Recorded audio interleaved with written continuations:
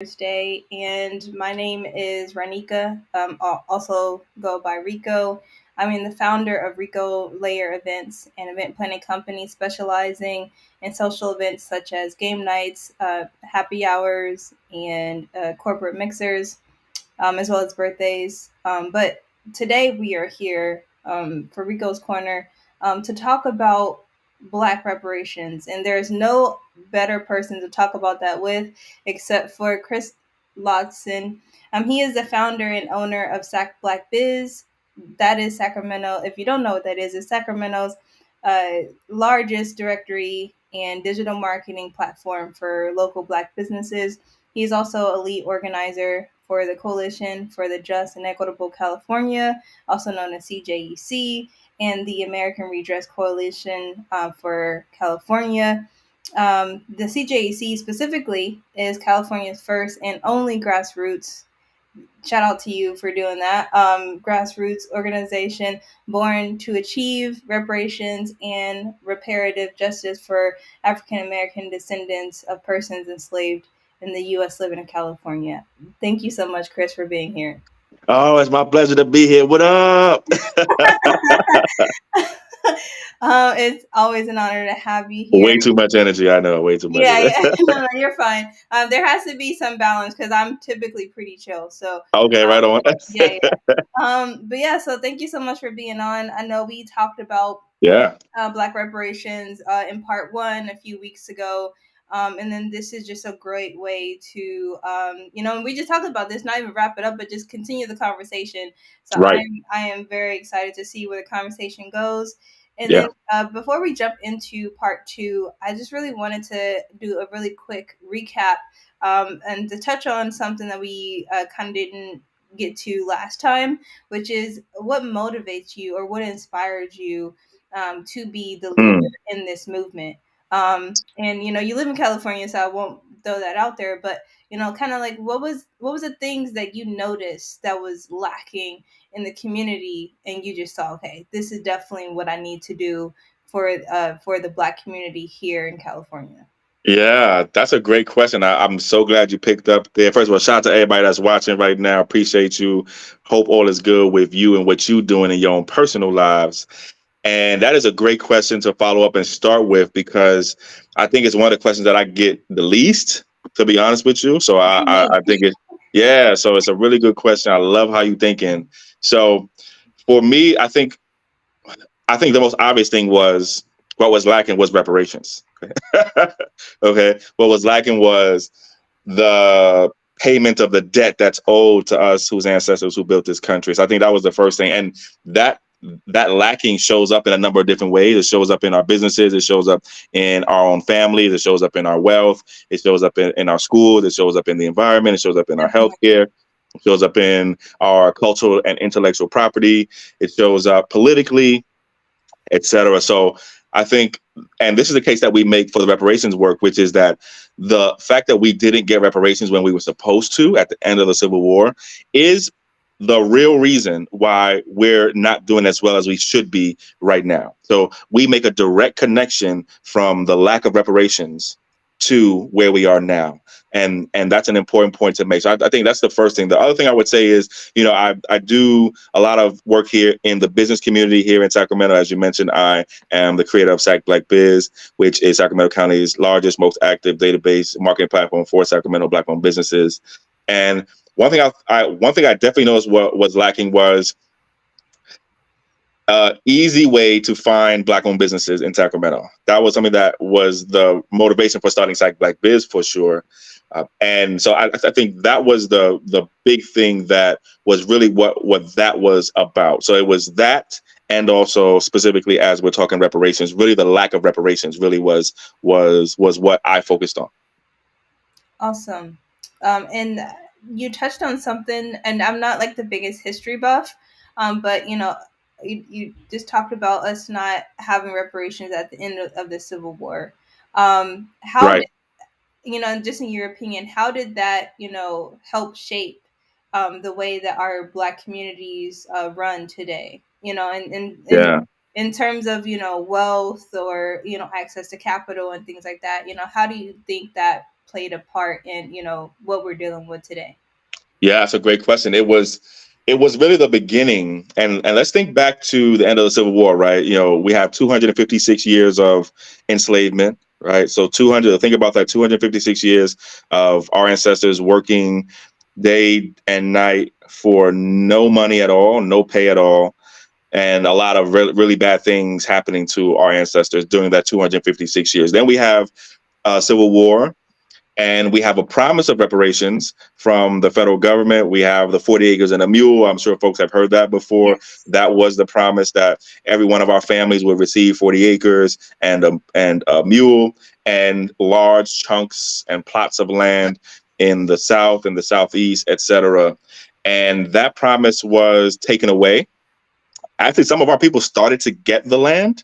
And then when President Lincoln got killed and the new guy came in, I think it was Andrew Johnson, he said, I don't really want to do that reparation stuff. I really don't want to do that 40 acres and a mule stuff. So anybody that got stuff, give it back. And actually, we're going to compensate the slave owners for the loss of their property, and the property meaning us. So that actually happened.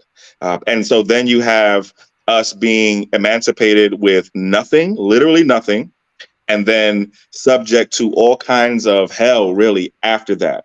And it's all the stuff that came after that that is the reason why we are in the condition that we're in today as a people. It's not for lack of us trying and trying to do better and pulling ourselves up by our bootstraps. Think of the Tulsa, Oklahomas of the world, where you had thriving Black business communities and thriving Black communities in general. There are probably over 100 different Tulsas, probably over 100 different versions of that. And Mhm. so really that is the beginning, and it's the thing that came after that that really is the reason why we're in the place that we are today. And there are a lot of really specific examples of it. You could think of, for example, things like Tulsa, as just mentioned. You could also think of the things that the federal government did, and the states too did, to give other people advantages while giving us or not giving us those same advantages. So think of things like the New Deal, right, which was in the 1920s and late 1920s, early 1930s, which really created a lot of the things that a lot of our folks rely on, a lot of our country relies on now, like Social Security and unemployment insurance, and et cetera, et cetera. Well, we were literally excluded from that. You could say the same thing about almost every other thing that the federal government did to help other groups and not us. So that, it's there's almost nothing that isn't connected to what happened then and how it affects now.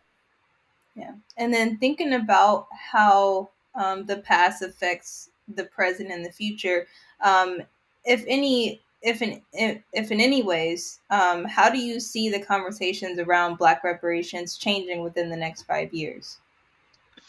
Yeah, within the next 5 years, it's going to be some really historical, transformational stuff happening.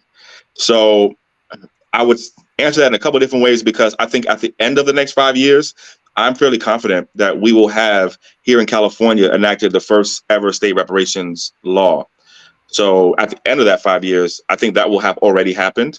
Actually, next year in 2024, I'm fairly confident also that we will have reparations bills moving in the state of California, almost no matter what. We already have two commitments from two sitting state legislators, Senator Stephen Bradford out of the LA area, and Assemblymember Reginald Jones Sawyer out of the LA area, who are going to introduce reparations bills into the state legislative political process next year. So I don't expect that to take 5 years to make law. So I think at the end of that 5 years, we will have at least already done a reparations bill or two or more here in California. I think the federal government will have followed in our footsteps. I think that other states will probably have followed in our footsteps. I think here in the city of Sacramento, Sacramento will have started its own Sacramento Reparations Commission and then done something here in Sacramento. The mayor has already talked about doing that. I Hmm. think other cities in California will have already done something similar. San Francisco already has a San Francisco Reparations Commission. Los Angeles has one.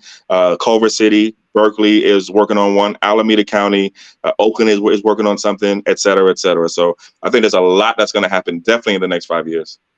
Yeah, it's nice to know that it won't take as long. Like I tend to think in 5 year trajectories, just because it just seems like is no the years of completion is 7, and it's something about 5. But like for me, it's like 3 and 5 is like my hot spot. But just in terms of getting things done for Black people in America, that definitely it's heartwarming to know that there is already things in motion to help us, reclaim some of the things that were taken from us, and kept from us for so long.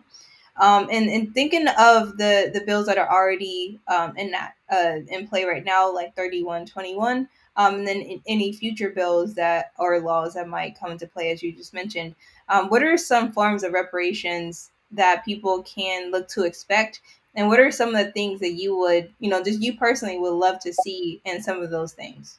Yeah, and I love you just dropped 3121. I want to, and I that means you're doing your homework, you're doing I your am, research, yeah. and that's why people need to be checking in and tuning in to Rico's Corner, because Rico be doing her due diligence. All right, and Oh, so 3121 is short for Assembly Bill 3121, which was the state law that created the state of California's first in the country reparations task force. It was signed into law by Governor Gavin Newsom in 2020. I actually, myself and folks on our team at CJEC helped write the final version of that law. We were at the signing ceremony with the governor in 2020, the bill was authored in full by a then Assembly member, Dr. Shirley Weber, now of course California Secretary of State, Dr. Shirley Weber. To your question though, so according to the State Reparations Task Force, which is a 9-member team of people, they have by law to create a reparations plan or a set of recommendations for reparations that have at least 5 pieces to it. The first piece is compensation. So that's the direct financial monetary part. That's the most easily understandable part. That's what you think of when you think about reparations. We have a saying: if it doesn't have compensation, it ain't reparations. I love And that. so that compensation has to be there. And so that's the first piece to it. The second piece is restitution. That's the return of land, the return of property, or the restoring of you to where you would have been, could have been, should have been, had the bad things never happened in the first place. There's rehabilitation, which is the third piece. That's what you might think of as the non-financial forms of reparations. So think of things like free college, free education, free legal services, free medical services from cradle to the grave, free social services, generally speaking. The fourth piece is what we call guarantees of non-repetition. So these are like the protections in law. So like changes to our government, changes to our laws, changes to our systems to make sure that what happened to us never happens again.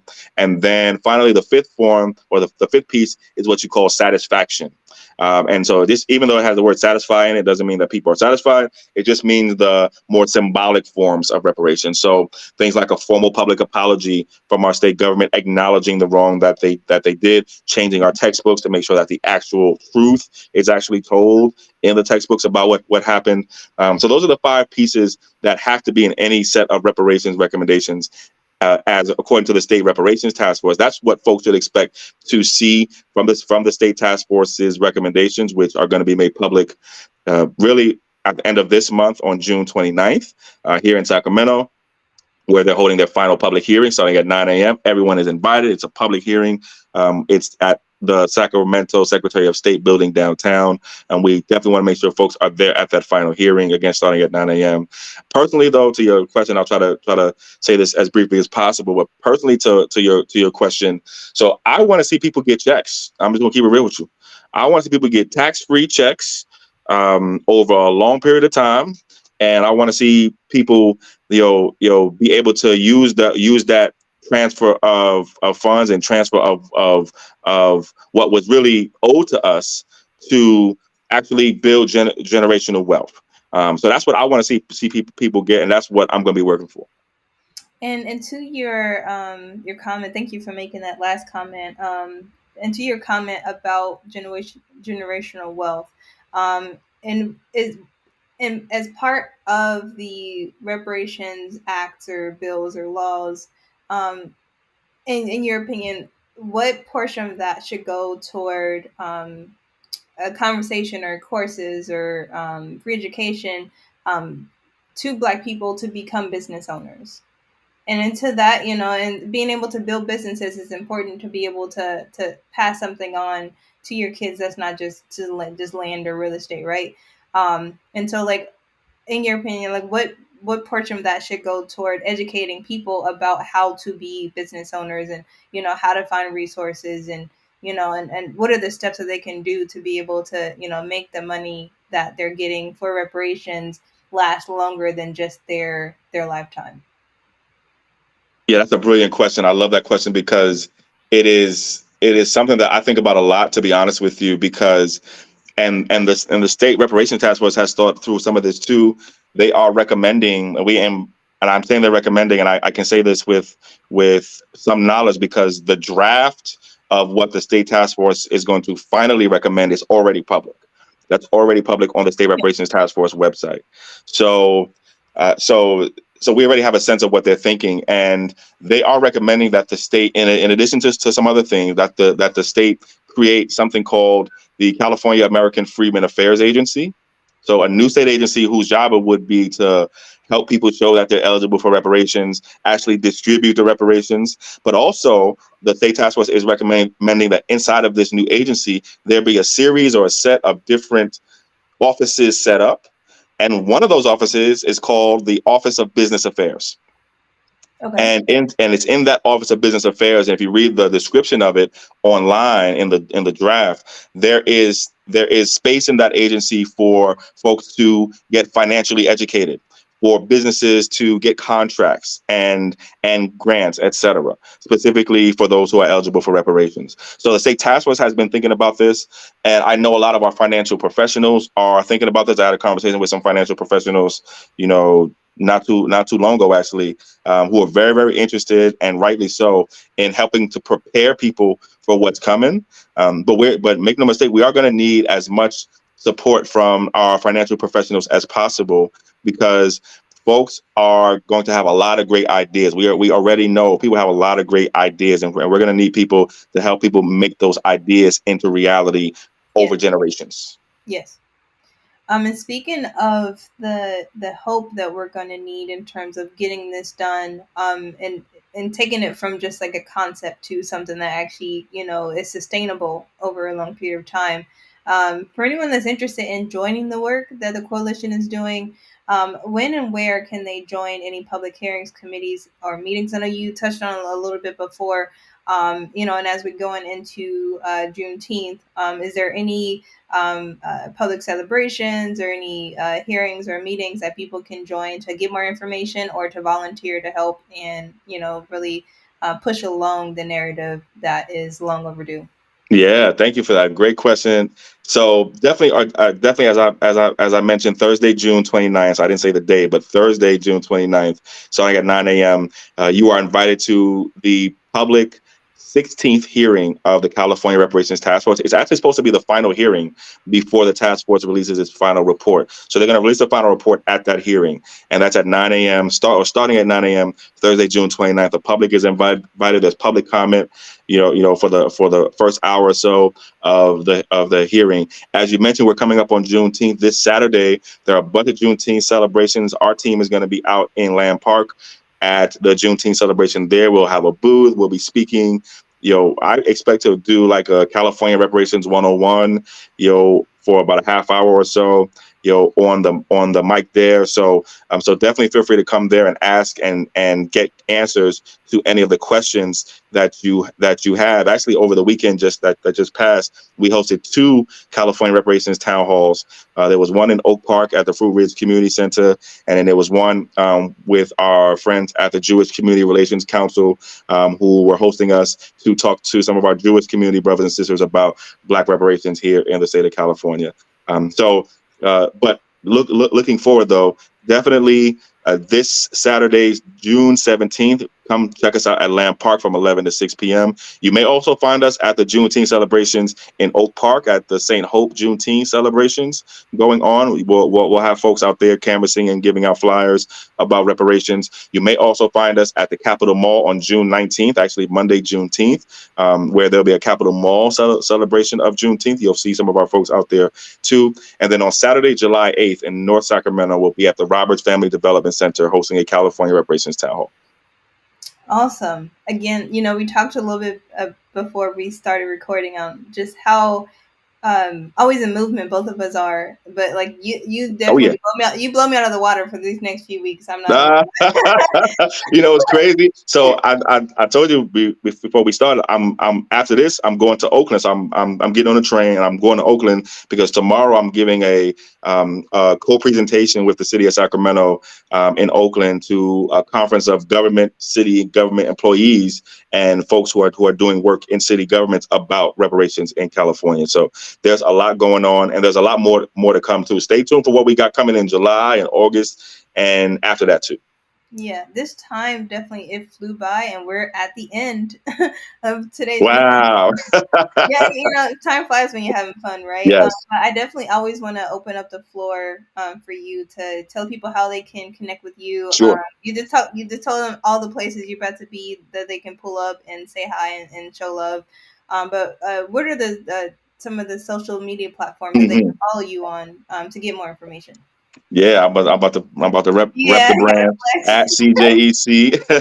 So on Instagram and on Twitter and on TikTok and on Facebook, it's at CJEC official. That's at CJEC official on all of those platforms. www.cjec-official.org. That's www.cjec-official.org. Make sure you sign up for our free California newsletter. It goes out every single month. We put out a newsletter every single month with all things California reparations on it. Also, we send out some text message updates too. So make sure you sign up for our text message updates on California reparations and click that box and let us know that you want to volunteer. Also, we are looking for volunteers who want to get involved and help us raise awareness about reparations in California. Also, if you want to send us an email, it's cjecofficial@gmail.com. Thank you so much for letting people know how they can follow you. And I have been your host, Rico. You can catch me on Facebook and Instagram at Rico Layer Events. And also, you can go to ricolayerevents.com. I need to plug my website more to see all of my private event offerings, and also just like hit me a line if you have an event coming up and you're stuck on what to do, or you're almost at the finish line, you just need a little bit help to get over the hump, so to speak. And also, this Sunday for Juneteenth, I'm going to be at Lincoln Community Village Park, which is not too far from me. I'm going to be tabling there, so definitely pull up, say hi, and let's just have a conversation about your events or just life in general. I love doing that too. And then on the 17th, I'm going to be having a Father's Day.